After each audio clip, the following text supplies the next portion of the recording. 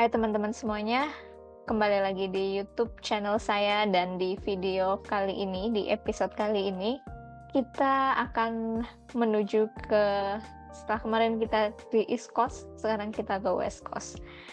Kita akan berdiskusi tentang Murdoch bersama mahasiswa Murdoch pastinya. Di sini ada saya sendiri dari Murdoch dan seperti biasa bintang tamu kita yang dari Murdoch ada Mas Helmi. Halo, selamat siang. Selamat siang dari Perth. Gimana, Banjar aman? Aman. Oke, mungkin karena udah sering mampir ke sini, perkenalan nggak perlu ya. Cerita tentang pengalaman daftar AS juga nggak perlu ya. Udah aman. Nah, jadi kita akan ngobrol-ngobrol hal yang lain. Karena kita di sini pengen tahu nih tentang Murdoch University. Mungkin sebagian teman-teman ada yang udah tahu, tapi banyak juga yang belum tahu gitu ya. Lokasinya ada di mana, kampusnya seperti apa, dan lain sebagainya kayak gitu. Jadi kita akan menggali lebih dalam tentang Murdoch di siang hari ini. Mungkin pertama deh, Mas Helmi. Kenapa sih memilih Murdoch? Padahal di Australia kan ada banyak banget perguruan tinggi gitu ya, banyak banget pilihan kampus. Ini pertanyaan substansial yang sangat penting dan perlu dijawab dengan ketelitian tinggi seperti ketika menghadapi wawancara kerja oleh para sudah terlalu resmi. Beberapa poin saja sih sebenarnya, tidak banyak. Yang pertama itu salah satunya adalah Murdoch itu kenapa menjadi spesial karena dia menerima mahasiswa lintas jurusan untuk belajar di bidang energi terbarukan yang mana sekarang saya pelajari seperti itu. Itu pertama, alasan pertama. Karena berkaca dari pengalaman saya mendaftar 2 kali AS yang memberikan respon baik itu sampai sekarang hanya Murdoch, karena sekali lagi lintas jurusan, dan untuk yang kampus lain mereka mengutamakan yang engineering, orang teknik asli bukan teknik gadungan. Nah, sementara di Murdoch ini, di dalam kelas saya pun sendiri itu bermacam-macam orang. Ada yang dari teknik sipil, teknik listriknya, kemudian bahkan ada yang orang ini loh, klimatologi kah kalau nggak salah, BMKG kayak gitu, itu pun ternyata ada. Kemudian yang kedua adalah jurusan saya, energi terbarukan di Murdoch University itu salah satu yang tertua. Sudah berpengalaman lebih dari 25 tahun. Dan juga yang ketiga adalah dosen-dosennya banyak yang punya proyek energi terbarukan di Indonesia. Nah, itu penting tuh. Jadi mereka boleh dibilang tahu lahan bermainnya ya. Dan saya juga kan bermainnya di Indo, bakal balik ke Indo. Ambil contoh Ibu Tania Urmi namanya, dosen saya, legendary di sini. Dia punya supervisor project solar cell di NTT. Ada berapa spot, ada berapa lokasi itu di bawah ini ya dia. Di bawah apa sih namanya? Di bawah pengawasan dia gitu. Sama dia Pak Chris, sama ada satu lagi lupa saya. Nah, yang keempat adalah PPIA Murdoch, yang mana dapat ini namanya MUISA, Murdoch University Indonesian Student Association. Itu menerima kawan-kawan dari Indonesia, mahasiswa Indonesia S1, S2, S3 itu diterima dengan baik. Kita seperti keluarga, dan itu menjadi poin plus untuk saya. Tapi memang sebelum datang ke Murdoch sudah tahu PPIA-nya seperti apa? Tempat waktu itu sebelum datang ke Murdoch-nya sendiri ya. Sebelum datang ke Murdoch-nya, saya punya satu teman kerja di kantor itu, dia juga alumni Murdoch, dan dia yang membawa saya ke dimasukkan langsung ke grup PPIA-nya. Langsung bilang, "Dek, sudah, kamu silakan kontak-kontakan situ, mau cari rumah apa segala macam, silakan di situ." Nah, mereka terutama waktu itu presidennya Mas Doni, waktu saya mendaftar itu 2022 Mas Doni itu sangat akomodatif. Itu beberapa poin-poin yang bikin kenapa saya memilih Murdoch dibandingkan kampus lain. Ya, mungkin itu dari sudut pandang Anda ya. Sekarang kalau Anda dari sudut pandang saya ya. Ya, jadi kalau saya pribadi juga punya beberapa alasan kayak gitu untuk memilih Murdoch. Sebenarnya untuk program studinya tuh education secara lebih general, tapi ada spesialisasi atau majornya tuh uh, inclusive and special needs education. Nah, itu sudah sesuai karena di beberapa kampus itu mereka terlalu spesifik. Iya. Special needs-nya itu langsung dispesifikasikan apa. Kemudian yang berikutnya dari segi lokasi, karena saya orangnya suka pulang, jadi saya mencari yang tidak terlalu jauh dan tiketnya lebih terjangkau gitu. Nah, Kupu-kupu, dari kuliah Perth ke pulang. Indonesia itu dekat, teman-teman. Dari Perth ke Bali itu sekitar 3,5 jam. Dari Perth ke Jakarta itu sekitar 4,5 jam. Jadi masih bisa untuk bolak-balik ketika liburan atau ketika diperlukan. Kemudian juga terkait dengan aksesibilitas dari websitenya. Jadi ketika mendaftar AAS itu kan kita sudah diminta untuk ngelis 2 pilihan. Nah, waktu itu saya riset ke beberapa website kampus. Ada yang ikonnya terlalu banyak atau gimana. Intinya untuk dinavigasikan itu tidak terlalu mudah kayak gitu. Nah, sedangkan Murdoch ini sekali coba saya langsung bisa. Di situ saya ngerasa oke, berarti ini jadi poin plus juga karena kuliah di luar negeri itu kan kita menggunakan sistem gitu, teman-teman. Jadi tidak hanya datang ke kelas. Nah, di Murdoch itu mulai dari enroll ke mata kuliah, enroll ke kelas, sampai akses nilainya itu aksesibel gitu. Jadi sejauh ini saya bisa menavigasikan website Murdoch itu secara lebih mandiri. Nah, itu aspek yang penting juga untuk diperhatikan.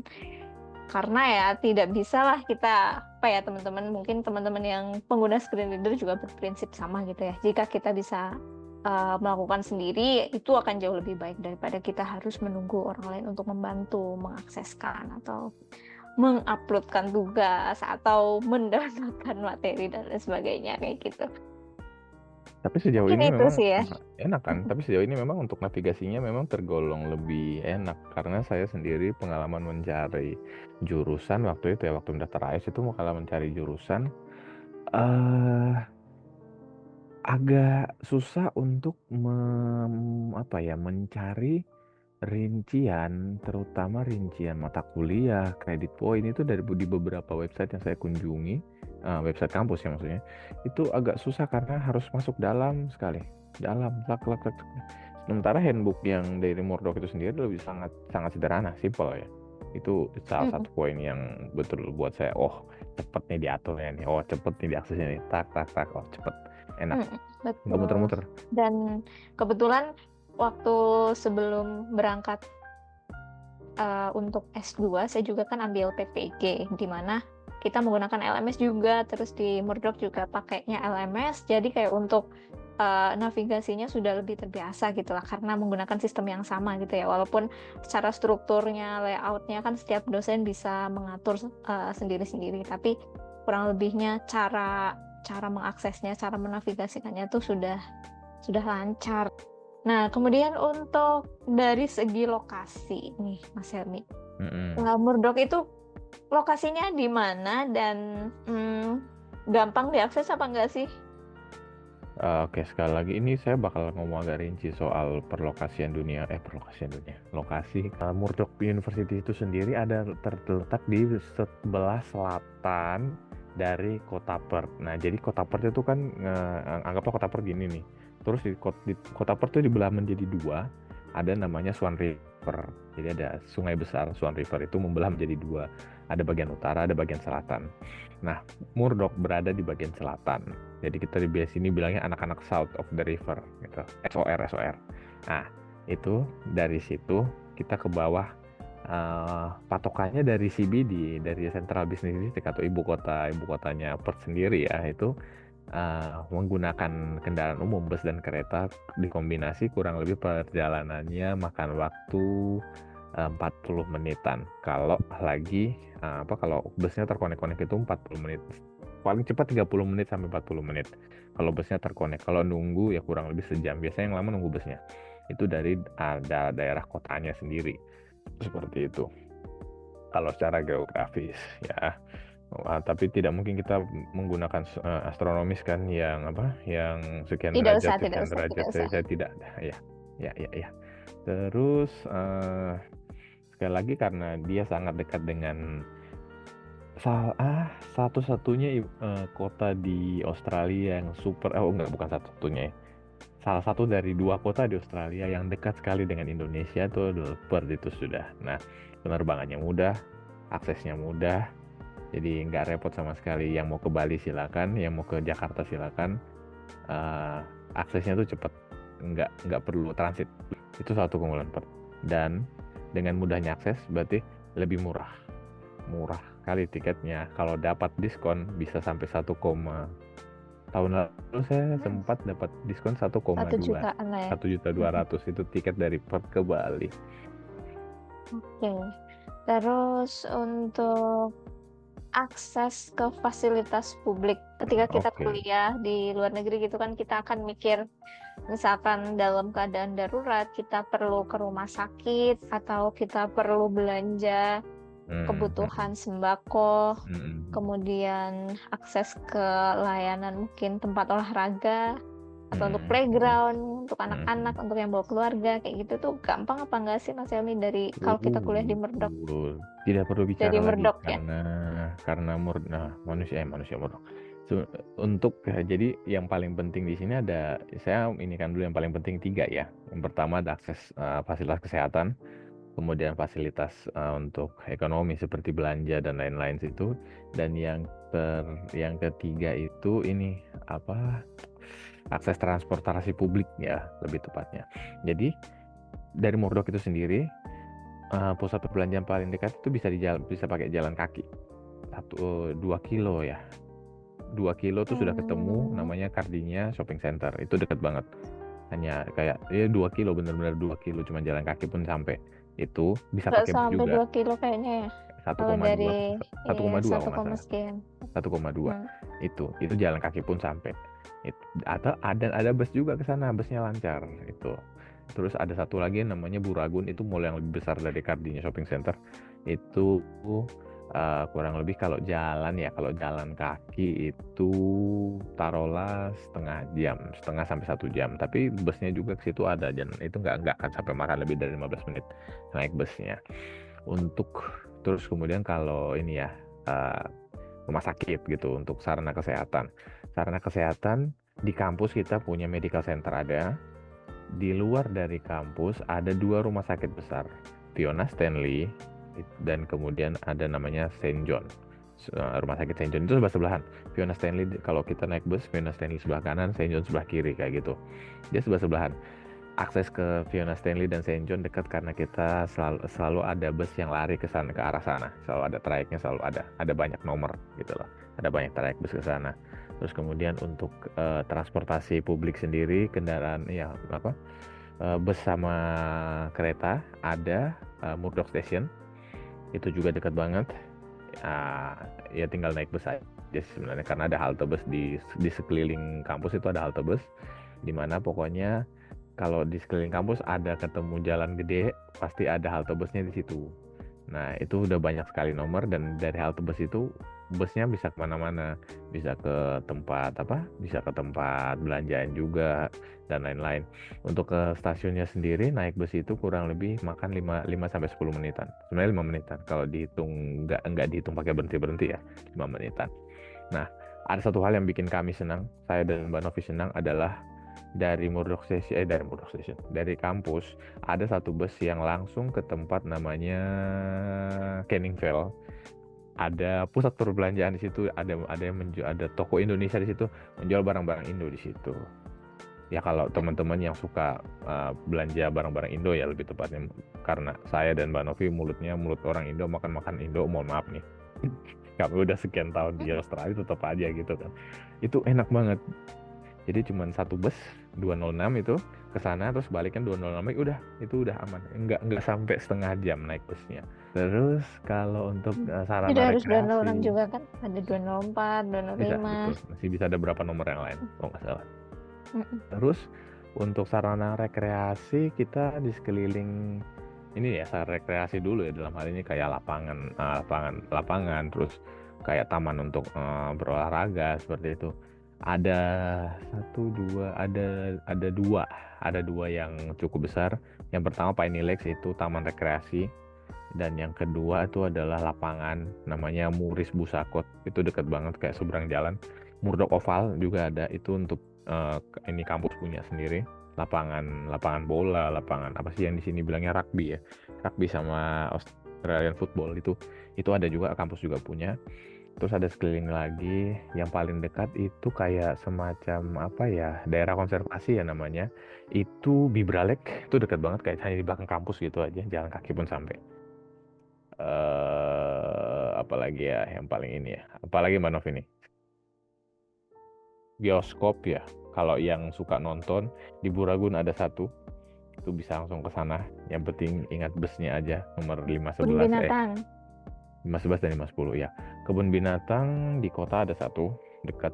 Yang penting naik bus terus nanti berhentinya di naik kereta, berhentinya di Elizabeth Key sekali, terus nyebrang pakai ferry. Dah.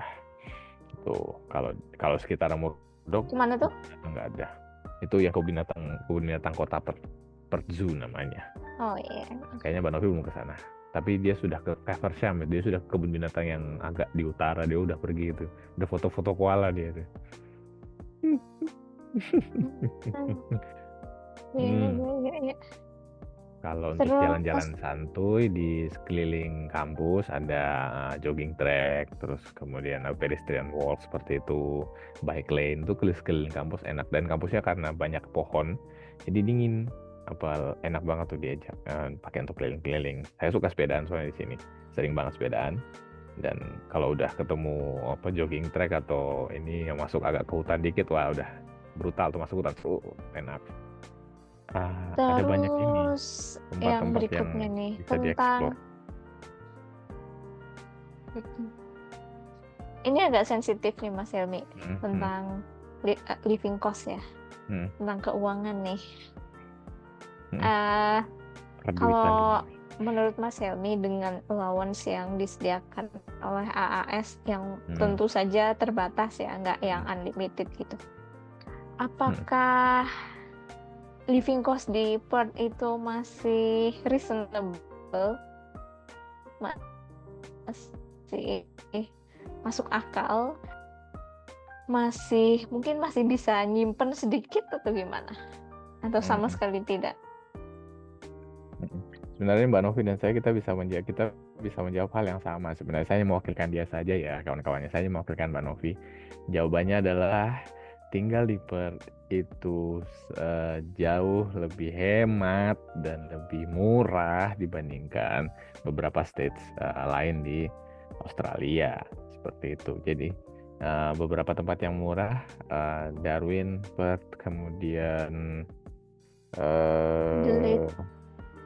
Adelaide termasuk murah, sama ini Queensland tapi di daerah atas, bukan di Brisbane-nya.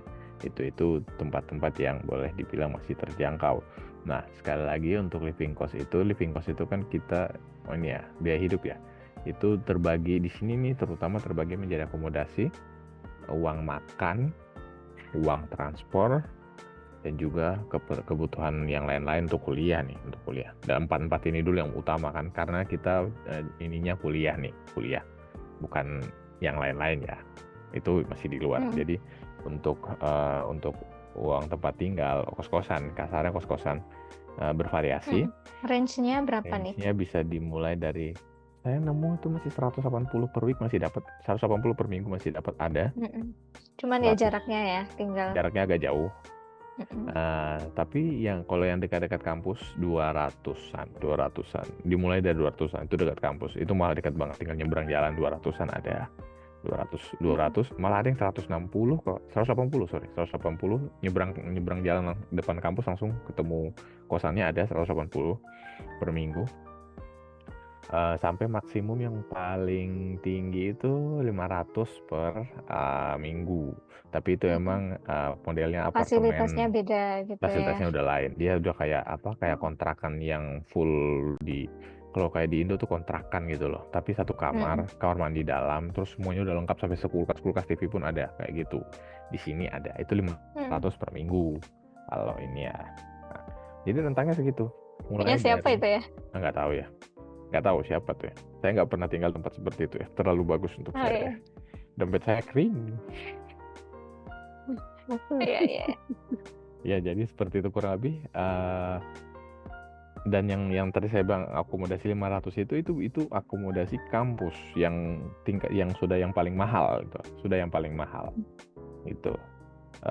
Saya nggak tahu Dan itu bisa ditempati 2 orang ya. Bisa ditempati 2 orang, betul.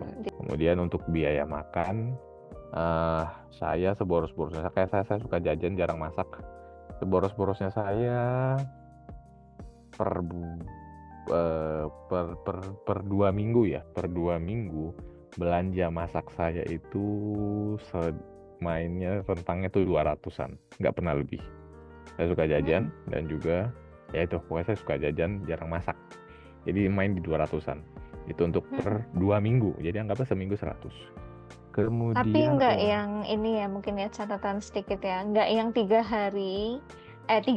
kali sehari makan di luar nasi satu porsi gitu, enggak ya teman-teman. Itu kalau segitu ya, ada masaknya, terus ada beli lauknya gitu, dan ya, ada jajan kita pizzanya dan lain sebagainya kayak gitu. Pintar-pintarnya kita mengelola, tapi nggak bisa yang 3 kali sehari makan di luar.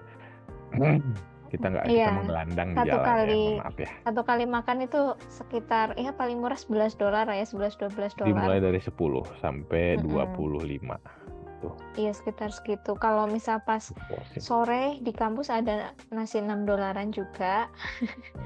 Tapi kalau 3 kali kan juga masih $18 ya. $18 itu juga masih lumayan kayak gitu. Jadi harus pintar ngakali juga lah. Perlu ada masaknya, perlu ada beli lauknya. Ya sekali 2 kali makan di luar gitu masih bisa. Tapi untuk bahkan yang kategorinya saya single lumayan boros, 200 itu per 2 minggu itu pengeluaran saya. Kemudian transport itu kalau sering naik kendaraan umum, karena sekarang ini agak susah ngejelasinnya. Saya juga belum punya standar yang pas untuk biaya transport berapa, tapi seboros-borosnya transport itu dalam 1 minggu habis kurang lebih maksimum tuh 100-an dalam 1 minggu kalau boros. Kalau sering ke kota terus ini itu 120-an itu dalam 1 minggu. Itu naik Uber? Itu betul. Kalau kosannya dekat dan punya sepeda, wah lebih murah lagi. Pokoknya untuk teman-teman, kalau nanti mahasiswa di Perth ya, ini kita ngomongin di Perth, itu kita dapat potongan 60%. Jadi misalkan kita naik public transport itu intinya akan jauh lebih murah. Cuman kalau kayak Mas Helmi yang sukanya naik Uber itu ya pantas sampai 100-an kayak gitu ya. Itu beda. Sekali tarikan mungkin $20-30 kayak gitu. Tapi kalau naik public transport tuh nggak sampai. Mungkin sekali jalan $2 kayak gitu paling. 2,5. 2 sampai $4 kalau paling jauh-jauh tuh $4. Karena kita ada concession. Oke. Gitu. Apalagi terakhir kemudian living cost itu ada satu lagi, rekreasi dalam hal ini. Nah ini kita nggak bisa ini ya. Kita kalau rekreasi tergantung setiap orang. Pribadi masing-masing. Saya bukan tipe yang terlalu suka rekreasi, tapi dari kampus itu ada satu pantai yang sangat terkenal namanya Pantai Fremantle di Perth itu. ke sana cuma apa ya, kalau pakai ini ya concession, kita cuma bayar $2 sudah tiba di pantai. Itu Hmm. kalau anaknya suka pantai. Dan ada banyak pantai-pantai lain. Saya sebut saya beberapa ya. Cottesloe, Scarborough, sama ada satu lagi Laketon. Itu tempat-tempat pantai-pantai yang paling mantap. Gitu. Untuk para Iya, penikmat senja bisa mendarat di situ dan tidak mau pulang karena senjanya cantik sekali, sangat-sangat cantik. iya, iya, iya, iya. Oke, Terus apalagi nih, nih? udah ya, masalah living cost udah ya itu ya teman-teman ya. Mungkin Mm-mm. yang paling paling bikin kepo tuh masalah biaya akomodasi sih ya. Kayaknya segitu ya Karena itu yang pertanyaannya. perbandingan antar state-nya bisa banyak Cukup jauh, perbedaannya cukup gitu. jauh. Tapi kalau untuk yang biaya makan, biaya transport itu nggak jauh berbeda lah gitu intinya. Yang selanjutnya nih Mas Yemi, kan udah Mm. lumayan lama ya di Murdoch. Mm. Menurut perspektifnya Mas Yemi itu Murdoch adalah kampus yang seperti apa sih? Nah, ini nih penting nih. Oke, untuk yang sudah berpengalaman di sini 2 tahun. Mm-mm. Jadi ada 3 poin. Ada 3 poin yang menurut saya Murdoch itu seperti apa tuh, ada 3 poin. Pertama, ini yang penting. Dia kampus sederhana, kecil, tapi ada hal apa ya? Ada hal cantik, hal baik, hal tersembunyi yang mengejutkan yang terpendam gitu loh. Kalau bahasa Inggrisnya Apa hidden tuh? gem. Hidden gem. Jadi Murdoch itu kelihatannya apa ya? Kelihatannya dianggap remeh gitu, tapi uh, setelah masuk di Murdoch kita merasa kok, wah, kampus ini ada sesuatunya, ada hal-hal yang bisa kita bandingkan dengan kampus lain. Salah satu contohnya mungkin ini ya, aksesibilitas, terutama untuk apalagi untuk Mbak Novi ya. Aksesibilitasnya itu saya kurang tahu di kampus yang lain seperti apa, tapi di kampus ini saya masih sering melihat orang mahasiswa menggunakan tongkat dan segala dan banyak ya alat bantu berjalan seperti itu.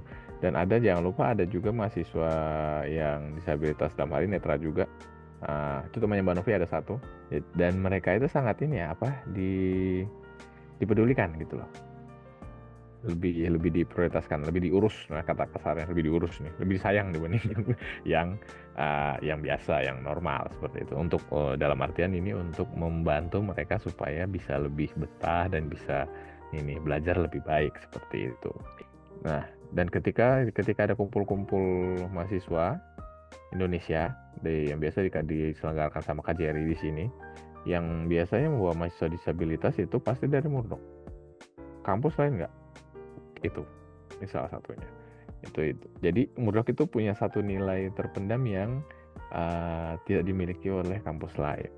Salah satu yang tadi itu ya, itu ramah disabilitas, dan bukan hanya soal ramah sih, lebih apa ya, akomodatif gitu. Itu satu. Terus kemudian karena gini, sekarang kita kalau ngomong konteks orang Indonesia adalah mementingkan sesuatu yang terbaik nih. Kita kan kenal banget ini yang namanya kampus G8, pasti kan, Group of Eight, bergengsi banget gitu kan. Nah, Murdoch bukan salah satu anggota Group of Eight. Tapi apakah itu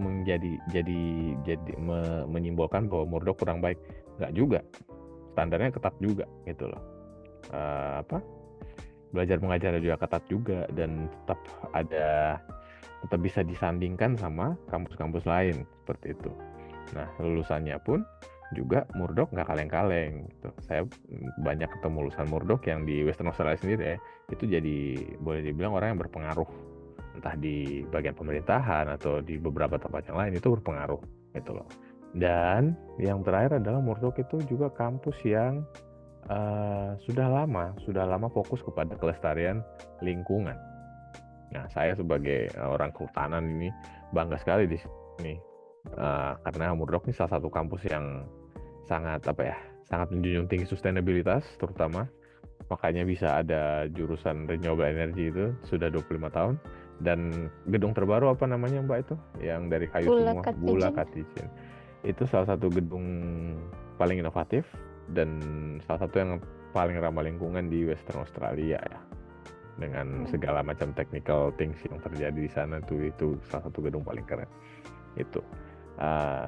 Dan sekalipun sederhana dan kecil, tapi Murdok itu nggak kaleng-kaleng, itu aja. Iya, iya. Oh ya, Gimana mungkin kalau dari sedikit Mbak Novi, ini ya, silakan. sedikit tambahan untuk tadi poin yang disampaikan Mas Helmi tentang ramah disabilitas gitu ya. Jadi gini teman-teman, disabilitas itu kan ada disabilitas yang terlihat, ada yang tidak terlihat gitu ya. Tadi yang disampaikan Mas Helmi untuk konteks disabilitas yang terlihat, yang ketika kita bertemu sudah langsung tahu, oh ini mahasiswa disabilitas kayak gitu. Mungkin di kampus-kampus lain ada juga teman-teman yang disabilitas gitu ya, tapi tidak semuanya itu langsung terlihat gitu. Saya ada juga teman di kampus lain gitu ya, di Western Australia yang ada disabilitas juga, kondisi disabilitas, tapi saya kurang tahu apakah kondisi disabilitasnya ini didisclose atau tidak ke pihak kampusnya dan bagaimana dari kampus tuh mengakomodasi itu gitu. Saya belum sempat nanya, mungkin kapan-kapan bisa kita undang juga ke sini kayak gitu. Terus kalau dari sudut pandang saya sendiri untuk tentang Murdok gitu ya. Jadi kalau teman-teman nanya aksesibel nggak untuk disabilitas kayak gitu, dari pandangan disabilitas sendiri kayak gitu ya. Kalau dari struktur tanahnya memang Murdok ini naik turun ya Mas Helmi ya. Memang di atas bukit gitu tepatnya. Iya, dia nggak bergelombang. gitu. Tapi kalau misalkan untuk teman-teman yang memakai alat bantu mobilitas itu masih bisa bermobilitas juga kayak gitu, karena rem juga disediakan, kemudian lift juga di setiap gedungnya ada kayak gitu ya. Jadi tidak perlu khawatir tentang itu. Nah, di Murdok juga ada Access and Inclusion Team, itu yang mengurusi mahasiswa disabilitas. Jadi kalau kalau kita merasa punya disabilitas, itu konsultasi dengan mereka, nanti mereka yang akan membantu. Dan satu lagi yang saya senang dari Murdok itu ada satu program gitu ya, namanya Student Exchange Agent di Murdok. Jadi mereka fokusnya salah satunya yaitu equity, diversity and inclusivity atau ED ya Mas Helmi. ED. Nah, itu salah satunya. Ada juga yang lain, ada sustainability, ada student well-being, ada First Nation kayak gitu. Dan mereka sangat menyambut baik ide-ide dari mahasiswa yang pengen membuat Murdok itu jadi kampus yang lebih aksesibel, yang lebih inklusif, yang lebih menyenangkan lah intinya untuk mahasiswanya kayak gitu. Jadi itu menurut saya poin plus gitu ya teman-teman. Karena apa? Berarti artinya kampus ini terbuka terhadap ide-ide baru. Mereka masih mau tumbuh. Makanya mereka mencari nih ide-ide, terus mungkin kritik-kritik dan saran kayak gitu ya dari mahasiswa, yang bukan cuma ngomong doang, bukan cuma mengkritik doang, tapi juga memberikan ide gimana sih seharusnya Murdok ini didesain atau ditambah fasilitasnya atau supportnya kayak gitu. Itu menurut saya itu penting banget gitu ya. Salah satu aspek yang menunjukkan mereka tuh terbuka terhadap ide-ide baru gitu. Jadi nggak merasa sudah settle, sudah well established kalau istilah orang Australianya ya Mas El. Well established, kayak begitu. Terus mungkin kita lanjut nih Mas Helmi tentang support untuk mahasiswa internasional. Kira-kira apakah Murdok ini sudah memberikan support yang cukup banyak atau belum, dan apakah itu sudah membantu kita sebagai mahasiswa internasional atau masih belum? Mungkin saya perhatikan ada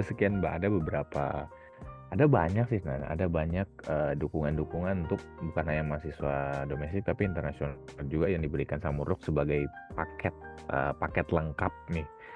lengkap untuk menunjang kegiatan belajar mengajar seperti itu ya. Untuk dalam hal ini untuk mahasiswa, untuk kita sebagai mahasiswa itu ada beberapa. Saya nyatet-nyatet sedikit, saya lupa soalnya. Ya, dan ini beberapa sudah pernah saya gunakan dan saya puas dengan layanan yang diberikan, layanan dukungan yang diberikan. Yang pertama Apa itu tuh? ada PAC. PAC itu Peer Academy Coach, itu kayaknya Mbak Novi juga sering pakai Peer Academy Coach, ada temannya di situ. Ada satu temannya di situ Peer Academy Coach. Jadi Peer Academy Coach ini adalah kita semacam konsultasi, boleh assignment, boleh kita lagi kesulitan di referencing seperti itu kepada sesama mahasiswa yang dilatih atau yang diutus untuk menjadi coach Tutor ya. tadi, pelatih tadi, iya, jadi pembimbing lah, kata-kata kasarnya pembimbing gitu.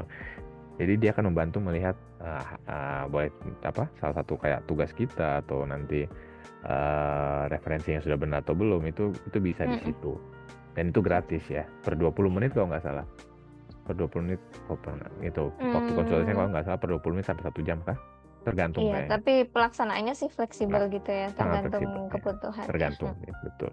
Itu pertama, Peer Academy Coach. Jadi itu anggaplah itu mahasiswa ke mahasiswa, itu ya, mahasiswa dari mahasiswa untuk mahasiswa. Peer to peer. Dan itu ini one on one, satu dengan satu gitu. Terus ada kedua, ada namanya PASS. PASS itu Peer Academic Study Session, kembali dari mahasiswa untuk mahasiswa, tapi ini dalam bentuk grup. Jadi ada satu mahasiswa untuk mengajar beberapa mahasiswa lain, seperti kayak grup kelompok belajar. Tapi ini lebih terorganisir karena sudah diinikan sama kampus kayak gitu. Itu namanya PASS, Peer Academic Study Session. Kemudian ada LAC. LAC saya sering, Pak. Saya beberapa kali pakai LAC. Learning Advisor apa gitu kalau nggak salah. Ini yang melaksanakan adalah dosen yang memang dilatih untuk menjadi advisor seperti itu. Itu kita bisa datang bawa problem seperti masalah-masalah seperti soal tugas atau mungkin waktu kita belajar kesulitan di mana, kita bisa langsung komunikasi ke dosennya kalau memang menurut kita yang PAC sama PASS itu sama sekali tidak membantu. Entah mungkin karena pemahaman kita dengan yang PAC itu nggak connect atau gimana, yang PASS mungkin nggak nutup, kita bisa langsung ke LAC, kita bisa ke LAC. Kemudian ada ini nih yang penting, konseling kesehatan mental gratis untuk mahasiswa. Karena mohon maaf teman-teman, saya kasih sedikit kenyataan pahit berkuliah S2 di Australia ya. Pertama adalah kesehatan mental itu menjadi sesuatu yang sangat riskan untuk terganggu di sini dengan segala jenis tugas, beban kerja kelompok, tantangan yang lain. Malah ada exam juga karena saya ada ujian. Kalau Mbak Novi kayaknya dia nggak exam based, saya exam based. Jadi dia ngumpulin tugas saya terus bisa langsung udah selesai ininya. Kalau saya mesti ada exam, mesti ada ujian tulis. Nah itu kan tingkat stresnya itu setiap orang beda-beda. Nah ada konseling untuk untuk mengatasi atau membantu dalam mengatasi permasalahan mental itu secara gratis disediakan di kampus. Jadi teman-teman tinggal datang, kalau yang sudah mahasiswa ya, yang mahasiswa tinggal datang dan booking appointment. Kadang-kala malah kita bisa langsung di situ terus on the spot, nunggu sebentar bisa langsung konseling sama yang petugasnya di dalam seperti itu. Kemudian kalau teman-teman anak AS ya, itu ada namanya SAS funding. SAS funding itu khusus untuk kita perlu, kalau sekiranya kita perlu ada entah itu kelas tambahan, tutorial tambahan, seperti tutorial, atau mungkin kita mau saya pernah pakai untuk ikut pelatihan atau konferensi atau seminar, itu kita bisa pakai pembiayaan itu. Dan kayaknya kalau saya kurang ngerti apakah di beasiswa lain ada atau enggak, tapi di ini yang khusus AS yang saya dan Mbak Novi dapat, SAS funding itu ada dan itu bisa digunakan di kampus gitu. Terus ada tiga hal lagi yang seingat saya sampai sekarang pun di kampus lain di Australia Barat nggak ada, atau mungkin nggak banyak gitu ya, atau mungkin kuotanya kurang. Yang pertama adalah EndNote gratis. EndNote itu ini aplikasi untuk referencing, untuk bikin daftar pustaka seperti itu, dan apa namanya, Citation. citasi, betul. Itu gratis. Aplikasinya sudah disediakan, tinggal download teman-teman. Mau pakai Mac atau Windows sama aja. Yang kedua adalah Studio City. Nah, Studio City silakan Mbak Novi cerita. Saya belum pernah pakai, saya belum banyak pakai, baru sekali 2 kali. Tapi Mbak Novi silakan cerita Studio City gimana. Jadi kalau untuk Studio City itu kita punya 10 kuota. Sebenarnya ada beberapa layanan yang tersedia di Studio City gitu ya teman-teman. Kita bisa connect dengan apa ya, kayak study success advisor kayak gitulah, semacam itu. Jadi kayak mungkin mereka punya ahli expert kayak gitu yang kita bisa nanya tentang topik tertentu kayak gitu. Nah, tapi saya belum pernah pakai yang itu. Nah, yang saya pakai itu adalah review tugas. Jadi kita dapat 10 kuota, 10 kali jatah untuk 1 semester. Kita bisa upload tugas kita, selama itu text based ya, bukan gambar. Saya pernah coba waktu itu upload gambar, ditolak, nggak bisa. Selama itu berbasis teks, bisa. Nah, yang akan mereka review itu bisa dari grammarnya, bisa dari strukturnya, bisa dari ejaannya, bisa referencingnya, pokoknya banyak. Nanti kita tinggal checklist itu, iya. Terus kita tinggal upload, nanti nunggu sekitar tergantung kalau lagi penuh, padat, mungkin biasanya. bisa, saya paling lama waktu itu 8 jam. Kalau lagi penuh banget 24 jam. Kalau lagi slow, hari-hari biasa itu 2-6 jam selesai. Gitu teman-teman. Nanti mereka akan ngasih apa ya? Ngasih nge-highlight kayak gitu. Jadi nanti akan dikasih catatan untuk bagian-bagian yang misalkan kurang pas.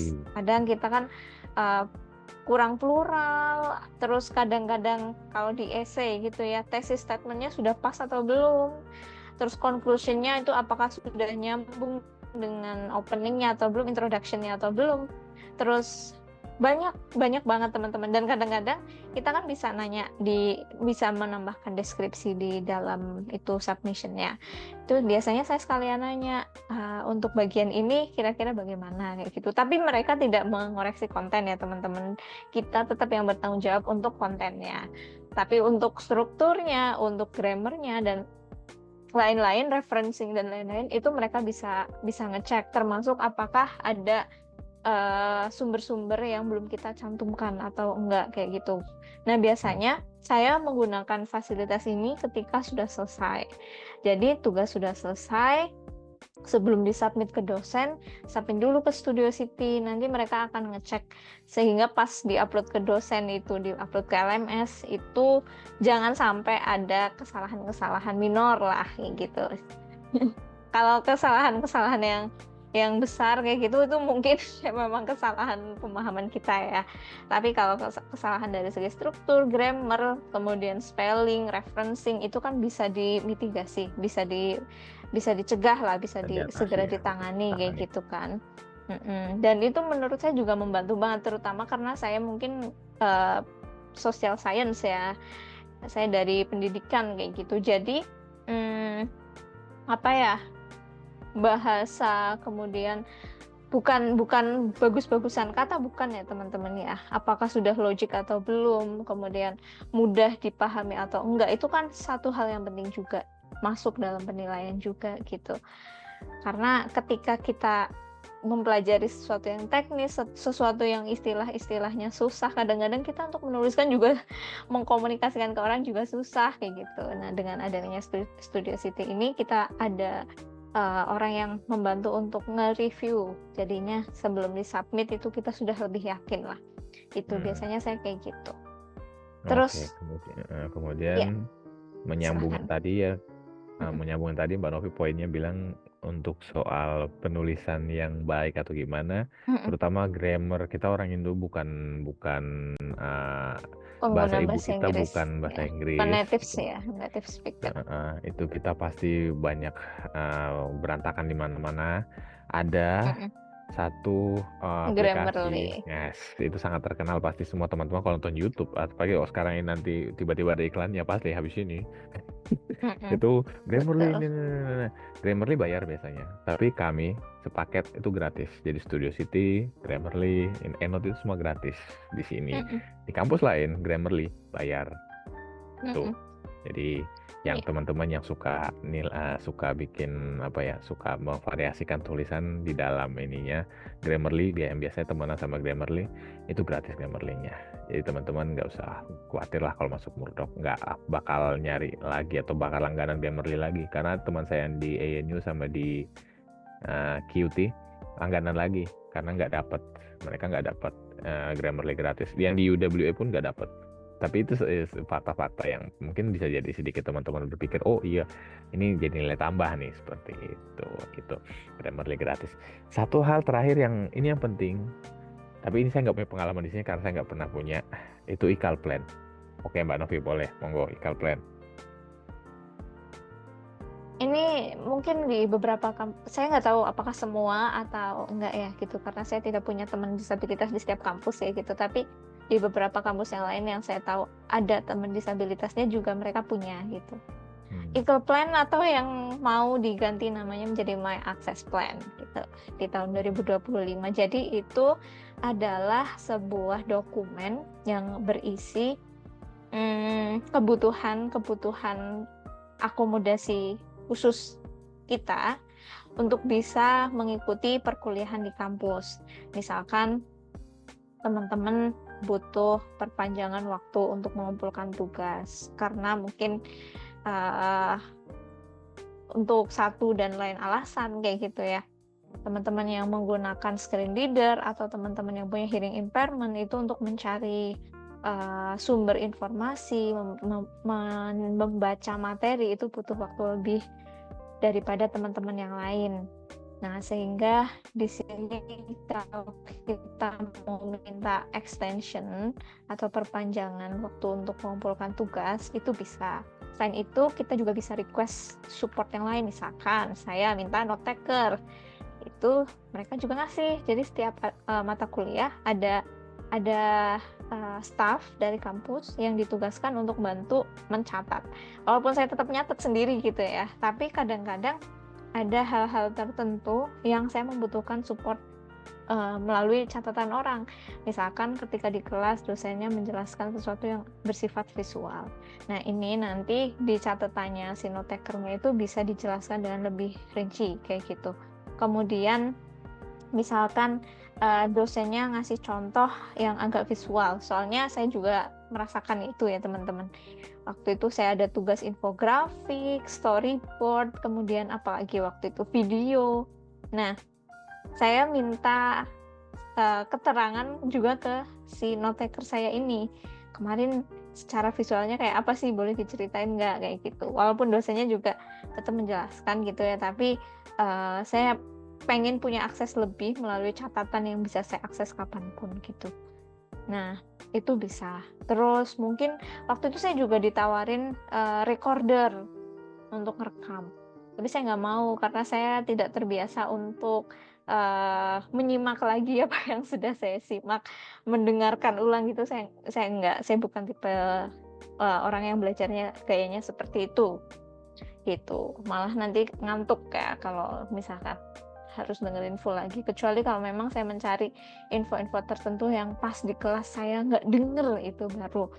Itu pun di LMS yang tadi saya ceritakan itu sudah ada setiap minggu, mereka dari pihak dosen tuh wajib mengupload recordingnya, rekaman ketika menjelaskan. Jadi ketika misalkan Video, saya lupa ya kemarin beliau bilang apa yang bagian ini kayak gitu, itu bisa didengerin lagi di bagian itu. Kita bisa skip sampai ke menit yang itu gitu.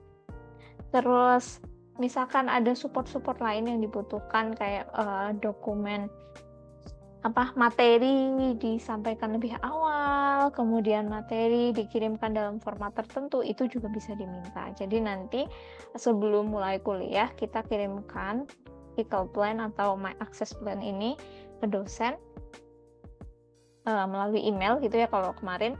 Kalau besok ini katanya mau ada portal khusus Equal Plan, My Access Plan. Jadi nanti dosennya bisa langsung akses dari situ, kita nggak perlu ngirim. Itu nanti dosen akan membaca itu dan akan menyesuaikan tugas-tugasnya. Misalkan waktu itu saya tugas yang bersifat visual itu kita bisa diskusi lagi nih sama dosennya, kira-kira gimana ya biar Novi bisa kayak gitu. Nah itu kita bisa nego-nego lah dengan dosennya, maksudnya yang bisa saya lakukan tuh ini loh Pak dosen atau Bu dosen kayak gitu. Terus nanti apakah beliau menyetujui atau enggak, itu kan nanti juga disesuaikan dengan rubriknya gitu. Betul.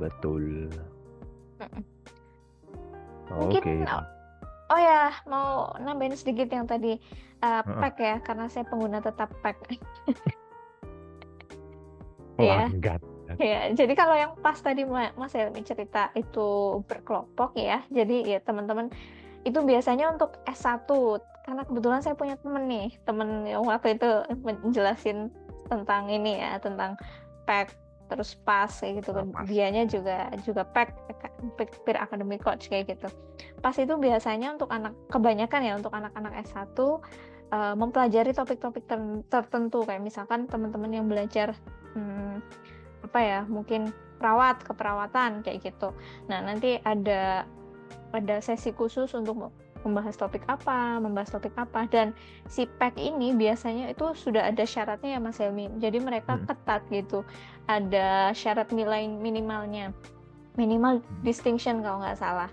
Rata-ratanya nilainya rata-rata distinction baru bisa jadi peer academic coach. Nah, kalau saya biasanya pakai pack itu untuk ini checking format tugas gitu, karena ya teman-teman tahu sendiri kalau yang pengguna screen reader ya, itu kan kita seringkali perlu minta orang untuk mengecek secara visualnya tugas kita tuh sudah rapi atau belum, kemudian misalkan poin-poinnya itu sudah menjoroknya sudah pas atau belum. Nah, itu mereka sangat membantu, sangat akomodatif untuk itu. Mereka juga sudah dilatih tentang cara menghadapi orang dengan disabilitas yang berbeda kayak gitu. Jadi kita tidak perlu khawatir. Gitu. Terus terkait dengan infrastruktur. Tadi mungkin udah dibahas sedikit ya, Mas Emi, tentang kontur tanah dan lain sebagainya.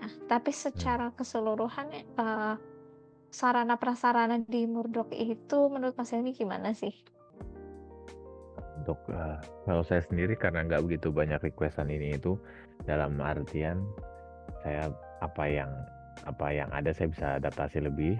Menurut saya secara garis besar KU Murdoch itu sudah sangat memenuhi sangat memenuhi ekspektasi ya, sangat kebutuhan saya untuk mobilitas dan segala macam untuk untuk belajar di kampus itu sudah sangat terpenuhi. Seperti ambil contoh nih, saya lagi di Perpus sekarang. Ini saya di area yang 24 jam gitu. Ini semua mahasiswa boleh masuk di sini, bisa belajar di sini, terus aktivitas di sini itu bisa. Saya lagi angkat nih sekarang. Nah, itu di belakang saya tuh ada laptop, terus kemudian ada kayak kursi-kursi belajar. Kemudian gini lagi itu. Nah, di belakang sana masih lebih banyak lagi tuh. Bentar, saya balik lagi ke sini. Nah, itu jadi ada meja belajar begini, kemudian ada kursi-kursi belajar kayak begini, kemudian ada komputer di sana, komputernya bisa dipakai. Nah, apa lagi ya, untuk yang aksesibilitas ya, saya sambil bawa ya. Jadi di dekat sini pun ada lift khusus untuk yang orang-orang yang kawan-kawan disabilitas. Ada meja-meja belajar begini. Nah, ini lagi ada pameran, makanya lagi digantung-gantung. Nah, itu dia liftnya. Itu ada lift khusus. Lift khusus itu untuk ke yang teman-teman disabilitas yang ingin mobilitas kemana-mana, terutama yang daksa juga bisa. Masih ada kursi-kursi lagi bebas untuk belajar di sana, seperti itu. Nah, apakah sudah memenuhi kebutuhan saya? Oh, sangat. Karena di sini mahasiswa itu trennya adalah mereka suka duduk di dalam perpustakaan buat belajar. Nah, kalau untuk dari Mbak Novi sendiri gimana yang ininya dari apa untuk disabilitasnya? Oh iya, satu hal lupa saya. Apa itu? Sebentar, ini harus saya tunjukkan. Ini tapi ya hanya bisa Mbak Novi yang pakai. Saya nggak bisa pakai karena bukan Ruang disabilitas. khusus. Yes, ini ada di sini. Saya pas lagi depan ruang khusus ini kok. Itu dia, itu ada ruang khusus tuh. Ada berapa tuh? Ada 1, ada 2, ada 3, ada berapa sampai di sana. Tuh. Itu bisa digunakan. Gimana Mbak Nov yang pernah menggunakan? Bisa review? Jadi untuk ruangannya itu ada yang kita perlu booking dulu, ada yang bisa langsung datang gitu. Saya biasanya pakai yang langsung datang. Cuman kekurangannya kalau yang langsung datang itu bisa jadi nanti ada orang lain yang datang ke situ gitu ya teman-teman. Cuman ya nggak masalah sih kalau saya ya, waktu itu ketemu temen juga jadi kenalan, ngobrol-ngobrol kayak gitu. Tapi kalau misalkan butuh suasana yang lebih tenang, butuh sendiri gitu ya, lebih baik booking ruang khusus, ada ruang yang disediakan oleh Access and Inclusion gitu. Tadi ruang khusus. Terus untuk tadi lift, sudah ada lift, rem juga ada gitu ya teman-teman. Kemudian apa lagi ya, buku perpustakaan di Murdoch itu kelebihannya ya bukan hanya di Murdoch mungkin ya, tapi kita ini bicara untuk konteks Murdoch. Jadi ada yang buku cetak tersedia banyak, juga banyak buku-buku yang tersedia secara digital. Jadi untuk teman-teman yang pengguna screen reader tidak perlu khawatir, perpustakaannya itu mudah tersedia diakses. Untuk banyak orang. Tetap tersedia untuk banyak golongan, jangan takut. Dan kalau misalkan kayak saya sempat beberapa kali menjumpai jurnal, artikel jurnal atau buku yang kurang bisa diakses karena ada beberapa yang PDF-nya itu image ya teman-teman, image based kayak gitu. Itu kita bisa minta ke Access and Inclusion untuk disediakan yang dalam bentuk Word dokumen.